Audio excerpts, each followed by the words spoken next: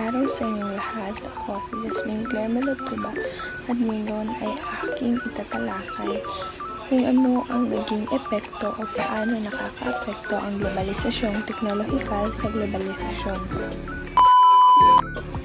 Sa makabagong panahon, hindi na makakaila na ang teknolohiya ang nagsisilbing puso ng globalisasyon. Dahil dito, mas mabilis ang komunikasyon, mas malawak ang kalakalan at mas madali ang palitan ng ideya at kultura sa buong mundo. Una ay ang mas mabilis na komunikasyon.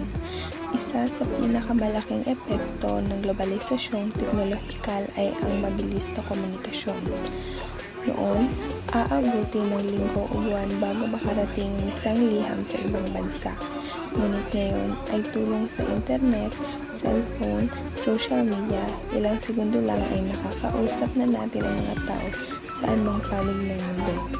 Dahil dito, mas madaling nakakapag-ugnayan ang mga bansa para sa negosyo, edukasyon at personal na relasyon. Pangalawa ay ang pag-unlad ng ekonomiya at negosyo. Ang teknolohiya ay nagbukas ng maraming oportunidad sa kalakalan at negosyo. Halimbawa, ang online shopping tulad ng Shopee, Lazada at Shein na nag-uugnay sa produkto mula sa iba't ibang bansa.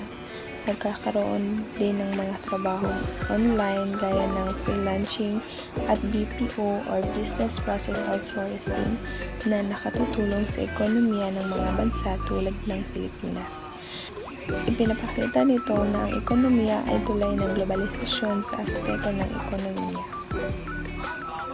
Pangtatlo ay ang pagpapalaganap ng kaalaman at edukasyon. Dahil sa teknolohiya, mas malawak na ang akses ng mga tao sa impormasyon sa pamamagitan ng Google, YouTube at iba pang online platforms. Natututo tayo mula sa iba't ibang kultura at kaalaman mula sa iba't ibang panig ng mundo. Lalo na noong panahon ng pandemya, naging malaking tulong ang online classes upang magpatuloy ang edukasyon. Ang globalisasyong teknolohikal ay nagiging susi upang mapalawak ang kaalaman ng bawat isa. Pang-apat ay ang pagpapalaganap ng kultura at entertainment. Ang teknolohiya rin ang dahilan kung bakit mabilis kumalat ang kultura ng bawat bansa. Halimbawa, sumikat ang K-pop, K-drama at anime sa buong mundo dahil sa social media platforms at streaming platforms. Gayun din, naipakilala natin ang sariling OPM, pelikula at kultura ng mga Pilipino sa mas malawak na audience. Ipinapakita nito na ang teknolohiya ay nagpapabilis ng palitan ng kultura at tradisyon. Panglima ay mga hamon at negatibong epekto. Hindi lahat ay positibo, may mga hamon din ang globalisasyong teknolohikal. Halimbawa ay digital divide. Hindi lahat ng tao ay may access sa internet at gadget, kaya may mga naiiwan sa proseso ng globalisasyon. Isa pa ay ang fake news at misinformation. Mabilis din kumalat ang maling impormasyon online. Pagkawala ng sariling kultura. Minsan natatabunan ang banyagang impluwensya ang ating sariling tradisyon at pagkakakilanlan. Sa kabuuan, ang globalisasyong teknolohikal ay may napapalaking epekto sa globalisasyon.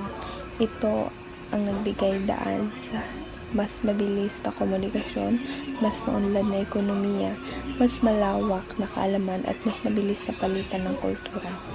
Ngunit kasabay ng mga benepisyo nito ay ang mga hamon din tulad ng digital divide, maling impormasyon at posibilidad ng pagkawala ng sariling kultura.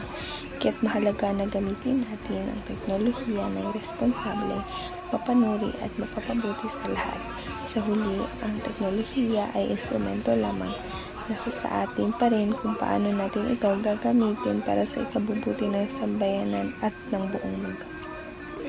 Maraming salamat po at naway mas lalo na pa nating papahalagahan ang papel ng teknolohiya sa patuloy na pag-unlad ng globalisasyon.